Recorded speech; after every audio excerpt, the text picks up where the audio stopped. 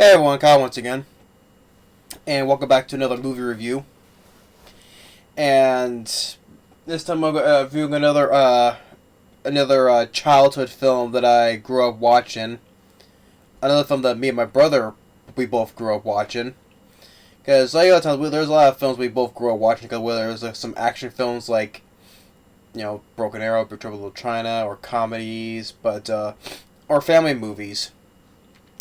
And it's another family film that we both grew up watching. I used to have this on VHS, but not anymore though. But the film we're talking about today is this a film that I grew up watching and still watching nowadays. It's still a good family film, and that is of Matilda.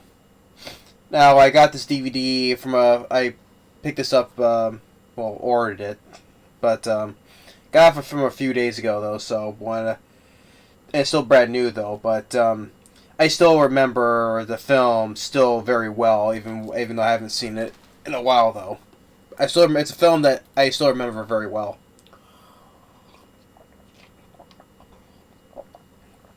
Now Matilda, it came out in the year 1996, and stars Mara Wilson, which I thought still say she did a wonderful job playing Matilda, and she was a child actor that I liked back then, which she debuted in Mrs. Doubtfire. Then she starred in the remake of The Miracle on 34th Street, Miracle on 34th Street, sorry, and then she starred in A Simple Wish, and there was another movie I forget though, but in between, but and then of course the last film she did before retiring from acting was where I reviewed it was last year already, man. It's already been a year. That Thomas and the Magic Railroad. The movie of Thomas Tank Engine. Yeah, Thomas and the Magic Railroad. That was her last film she did back in 2000 before retiring from acting. But this is still the film that she's mostly well known for. Of all the films she's done, this is the film that she still mostly is well known for. And Mara Wilson, like I said, she was a cute child actress that still did a wonderful job in this film as Matilda. And it was also good with this film that it was also stars and directed by Danny DeVito. And Danny DeVito, who I also enjoyed as well. And he was fun in the role as the neglectful father, Harry Wormwood, and he did a good job as the shitty father, and as well as he did a good job producing and directing this movie. He did a good job with this film, and it's also Matilda, and also Matilda is also based on another one of those books from Roald Dahl, who is the author of Charlie and the Chocolate Factory. Also, The Witches, which I also reviewed as well, I liked. James the Giant Peach, which I haven't seen in forever. I still have to review that sometime later, though. But and then of course the BFG from 2016. But Matilda was another good one. And of course, also with the stars, also you have Rhea Perlman, who is now not anymore. Used to be married to real life used to be married to Danny DeVito. I think they still are like friends. I think in real life they used to be. I know they're not married no more though, but I think they still talk to each other still as friends. But this is back then when they were married back then, which she also plays the wife of Danny DeVito's character as well. I also liked her as well. She did fine as the mother as well. You got Embeth Davidtz, who plays as the teacher, which I also as the teacher Miss Honey, which I remember she was in Army of Darkness, Sam Raimi's Army of Darkness. And then also Pam Ferris, who plays as the principal, the evil principal, Miss Trunchbull. Which I always she was fun in this role as the Miss Trunchbull. I thought Pam Ferris did a really good job as playing the principal. And I haven't read on the book of Matilda though, but I just remember from the film. So, of course, with the film as with Matilda, you know, when since she was born, Danny DeVito and Rhea Perlman, as the parents, they're very shitty parents. That's what it is. Because even when they got from the first day they got her, as they're driving home, so they put her in the back seat, and when they get home, they just mentally just forget that she was in the car. So they just left her in the car, and then she until like with time has gone, she's grown up. You know,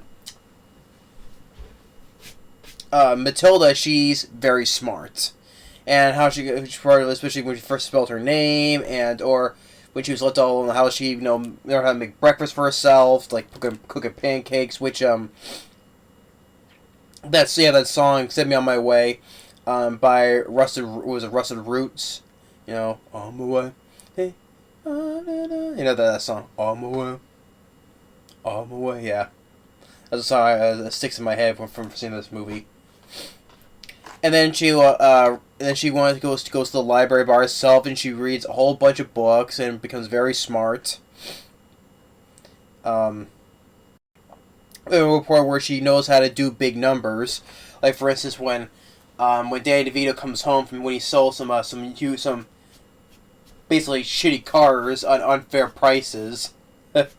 When he's adding up all the price totals, they're adding all up, and then she goes and says the overall total, like 10,000 something, I think. And Danny was like, "You cheated! You looked to the paper from all the way at the end of the table. Are you being smart with me? You thought you're gonna be punished? Punished for being smart? No, punished for being a smart aleck." Yeah, so even though she got the answer right, but still they think that she's like being a smart aleck. So shows how a shitty father Danny DeVito is, and locks her in a room.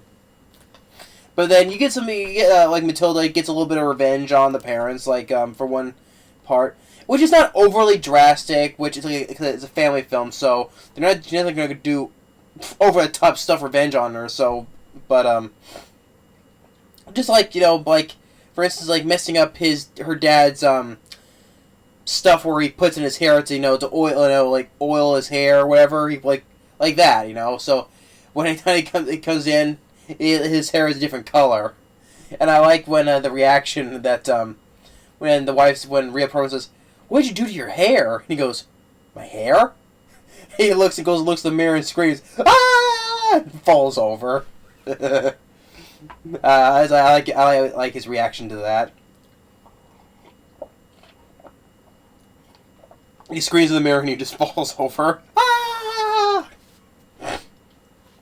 And then it takes his son and Matilda to Michael. That's the son's name, Michael, to his business, and where he shows to work on this piece of shit old car. When he's gonna sell it, he tweaks it very wrong. Where Matilda's saying, "Oh, Dad, you're a crook," and you get another piece of revenge he gets on him when unbeknownst to him, she put glue on his hat when he puts it has on, he can't take it off.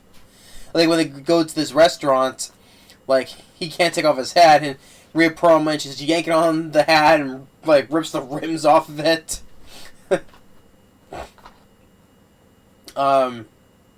And then they're just watching. They're just watching TV, which is a bad TV show. Which I completely forgot. On the TV show, it's basically kind of like a shitty game show, but the host in that game show, I forgot, John Lovitz. I was like, is that John Lovitz? I was like, in that fake TV show, as the host like, it's time to get sticky with Mickey. I was like, oh holy shit, that's John Lovitz. I didn't really forgot he was in this movie. Just that one little cameo though, on the TV. It's like, wow, John Lovitz. I haven't seen him in ages. I completely forgot he was in that. But then, when Danny DeVito gets pissed at Matilda because she's continuing reading books. Or, yeah, speaking of that, not only is a shitty father because they forget what age she is. Like, when she reads the books, like, he's asking her where he got the books from the library. He's like, the library? You don't go to the library. You don't go to the library. You're only 4 years old. And he's like, 6.5. You're 4, 6.5. Yeah, so he forgets what age she is, her own daughter's age. But anyway, going back to the TV part where he gets pissed at Matilda because she's still reading a book and tears it up, and then forces her to watch the TV. And because of all of this, because where she starts to develop her power, her telekinetic power, she unintentionally just blows up the freaking TV.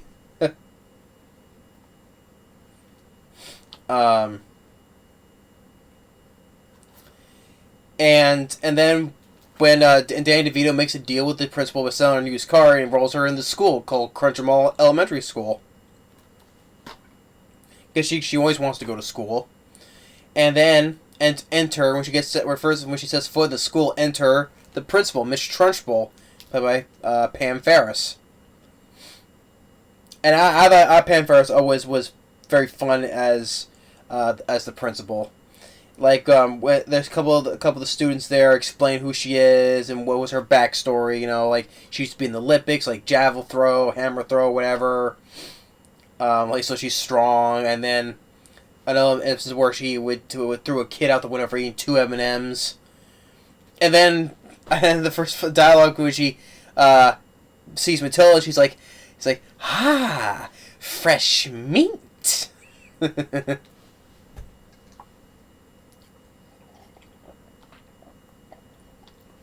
So yeah, fresh meat. And then she approaches this one other girl named Amanda with glasses and with pigtails, and she does not allow that. And then when she goes, "Butt? Did you say butt?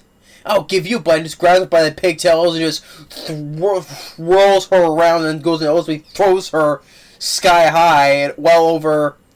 Which is another thing.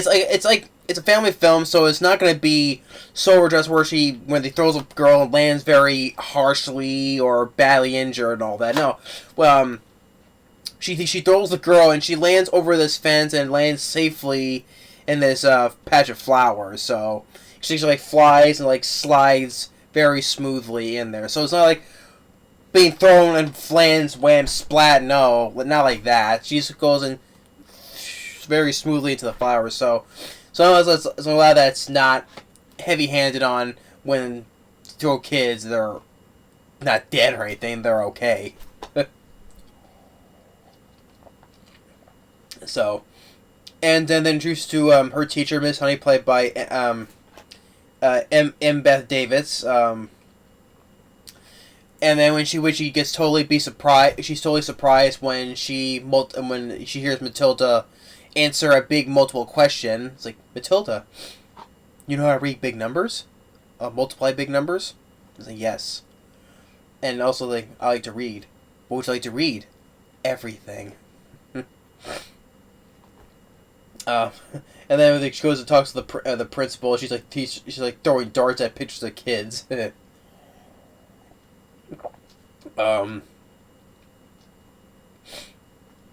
And then also, all this during this time, at the house, that the family's being watched by the FBI because Danny DeVito, he's like buying stolen car parts to use for his work, and the FBI is watching him from his house across the street from his house, and the 2 FBI agents one's actually Tracy Walker, who actually was it? Yeah, I think it was Tracy Walker, his name. Which he was in Batman, Tim Burton's Batman. He was Bob, the Joker's one of his lead sidekick. You know, "Bob, you're my number 1." "Yes, sir." Or it's in Batman where Joker's like, "Bob, gun," and then goes and shoots him for no reason. Yeah, that's Tracy Walker. I know I've seen him in other films as well, but that's why I mostly remember from Tim Burton's Batman as Bob. And you also have Paul Rubin, Pee Wee Herman. He's also another one of the FBI agents that's also watching the house as well. So cool. Okay, Pee Wee Herman himself is in this as well. I forgot he was in this because back then when I was watching as a kid, I didn't know who when I was like a little kid, I didn't know who Pee Wee Herman was. So, but nowadays, like, oh yeah, it's Pee Wee Herman himself. And then we're back at the school where they're at this assembly, and the principal calls this kid named Bruce. And this is a kid who's like overweight, and then he comes up to the stage and forces him to eat this big chocolate cake, and it's clearly to embarrass him in front of the whole entire school. But then Matilda and then Matilda starts, and everyone else starts cheering him on. You can do it, Bruce! And he ultimately does it. Yay! And then the principal goes and smashes the plate over his head. And then the next day, Miss Trunchbull goes and throws Matilda in the choke, where this little room with spikes in the door, and calls it the Chokey. Goes and throws her in the room because for the piece of junk car that her dad sold her. Then Miss Honey gets her out of there. And then there's this other kid that Matilda befriends. Her name is Lavender. She goes and puts they call it a newt, and puts it in this glass in the water jug where she gets a glass of water.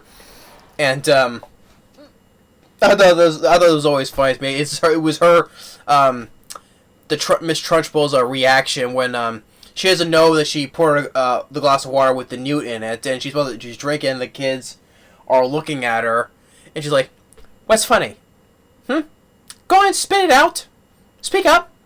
I like a joke as the next fat person." And then she looks down, and her reaction, I always like her reaction. She's like, ah, "It's a snake.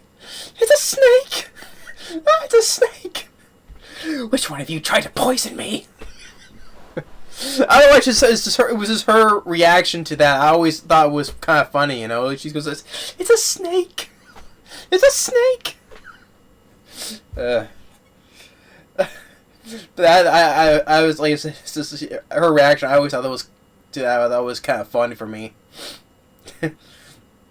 And she blames Matilda for doing it, and she says she didn't do it.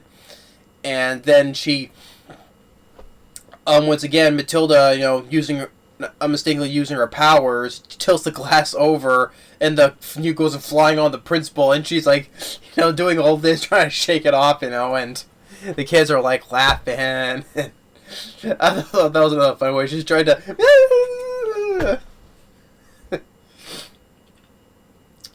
And then later when Miss Honey explains that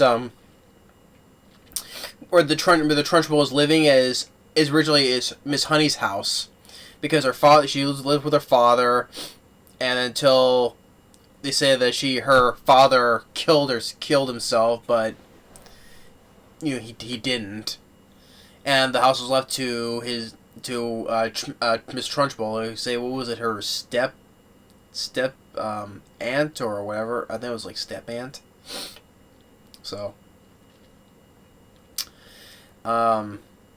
so they go over to the house, and because of stuff that was Miss Honey's that was in the house, still, like this doll that she had, and so they sneak into the house, and Miss Trunchbull, because the car gave out on her, goes back, and she knows something's up, and goes upstairs, and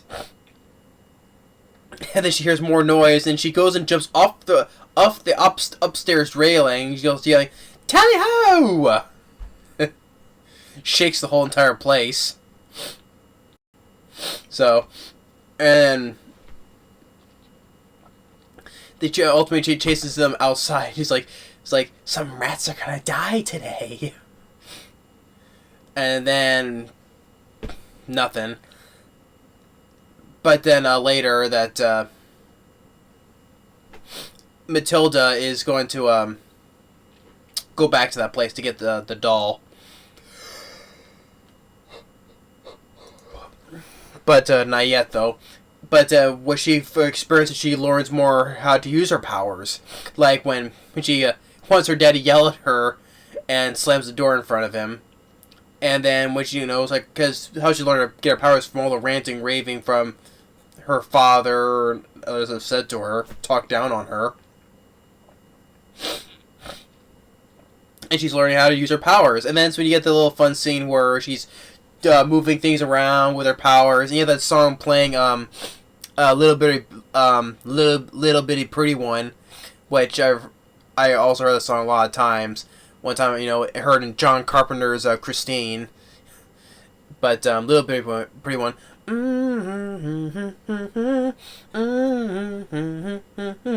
Little bitty pretty one.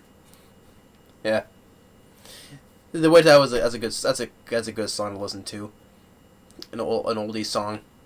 And then she sees the two FBI agents, Tracy Walker and Paul Reubens, because they want to get more evidence to lock her dad away, and talks to them, and then ultimately makes their car go off on its own, and before she takes the evidence against their father and throws it away. And that's when she's going to go back to the house, and when the shitty brother Michael, hey Dipface, have a carrot, flings at her and stops it, and then sends it right back to him. And so she goes back to the house, and then, like, Miss Trunchbull is, like, throwing those things for using the Olympics, But she gets the doll back, using her powers, and she gets the doll back, and she's, like, messing with the Trunchbull and with the clock, and then she makes this portrait of this somebody. I don't know who this guy is, but takes his picture and burns it, and then the picture of Miss Honey's father, named Magnus. She's like, Magnus, and she thinks that it's the ghost of Magnus is doing all this stuff to her, because the painting of Miss Honey's father hangs right there and staring at her. And then she's about to leave, and then she gets the red ribbon that belonged to Matilda. And then the next day at school, she's got Matilda shows Miss Honey her powers, and then all the kids come in, and Miss Trunchbull comes in, and like pushes all the desks aside, and there's a kid forming a line across the room, and telling everybody whose red ribbon is this. And Miss Honey steps in, and she goes, confronts her, and it's like, I am not 7 years old anymore, Aunt Trunchbull. And then Matilda uses her powers to get the chalk and writes a message, thinking this is the ghost of Miss Honey's father, Magnus, telling Agatha, that's Miss Trunchbull's first name, Agatha, did to scare her, and all the kids are reading the message. And then she gets all the erasers and just getting attacked by the erasers, and I think that during that scene where she's getting attacked by the erasers, I think that Pam Ferris was not severely injured though, but she get the dust in her eyes because I think she was forced to keep her eyes open when she's being attacked. I think it was something like that during that scene, but I think she was not that severely injured. But part of it she had to keep her eyes open while being attacked by it because all the dust and the stuff was getting on her face. But and then she falls down, and then she picks up one of the kids and throws him out the window. But Matilda, controlling him where he's flying, and goes back into the closet and pushes the principal onto this big globe and makes her spin very, very fast, and she's dizzy and crashes through the door, and all the kids at the school are like throwing food at her, and then ultimately driving her away from the school, never to be seen again. And afterwards, Miss Honey moves back into her father's house. And then Matilda's parents come in because now they're on the run now from the cops because they found out about his business, about what he's done. So now they're on the run now. And Miss Honey wants Matilda to stay with her because she loves her and cares for her. So Matilda gets these adoption papers, and ultimately do it it's the first decent thing. It's like the first and only decent thing they did for her. But that's another thing, though. I would say the only thing is, like, I wish Matilda would have done more to the parents, you know. Because after that they just drove away. Basically, they got away. So I wish she would have done something to them, you know, one last revenge thing, you know. But like, have them get arrested. I don't know. But that's a nitpick though. But still, it's like, oh, they got away though. But still, I can let that go though because it's a nitpick. But we just like to see, because you hate these parents, you know, after all what they, especially Danny DeVito, has done to her. So we would love to get her, you know, to get more of a comeuppance or get her revenge, you know. But it's a nitpick though. But I can let that slide though. But I'd still like to see that more of that. And then it ends with, you know, a little montage of Miss Honey and Matilda, you know, being like a family. And I forgot to mention, Dan DeVito was narrating this whole entire time, not as the father though, but as this narrator. And also, lastly, I back then I didn't even know this though, but you know, watching it again today. But back then, I didn't even know about this as a kid, because I didn't think nothing about it though. But during the making of this movie, I didn't, which like I said, I didn't even know about this until recently, that Mara Wilson's mother, Susie Wilson, died during the production of this movie, like of breast cancer, and I'm like, oh man, that totally sucks. And I didn't even know that, because. Which that makes me give Mara Wilson more credit for, because she had to go through all this making this movie during a time as her mother was sick, dying of breast cancer, and died before the movie was whole finished, I think. So I definitely give big credit to Mara Wilson for going through this whole entire thing. And it sucks. I'm sorry that her mother died during all this though, but at the same time I give her big credit to keep on going to making this movie. So I definitely give big kudos to her for doing this, because back then, you know, when I was a kid, I didn't think nothing of it. So I didn't even know that back when I was a little kid. Because when you're a little kid, you don't analyze or think. You just watch a film just for enjoyment, you know. But you learn stuff like this later, you know, like recently. So. But I give Mara Wilson some big credit for this. So I thought she did a wonderful job still as playing as Matilda. And as wrestling cast like Danny DeVito, not only did he a good job of directing the film, but he was good as playing as the shitty father, Harry Wimward, and Rhea Perlman too as the mother, and Embeth Davidtz, I thought she was pretty good as Miss Honey, you know, loving and caring for Matilda. And especially in Pam Ferris as Miss Trunchbull, I thought she was very fun as the principal. I thought it was a lot of fun. It's like fresh meat, or what was the other one she said? Like her reaction with the newt in the glass of water. So I thought she was fun as Miss Trunchbull. And Danny DeVito did a good job with directing this film.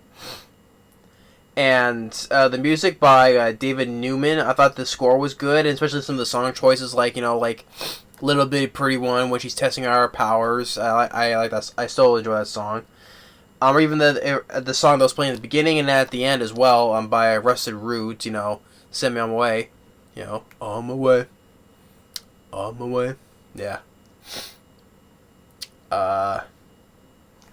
So the cast was good, especially like Mara Wilson. I definitely give big credit to, because, you know, for her mom, rest in peace. Working through all this during the time.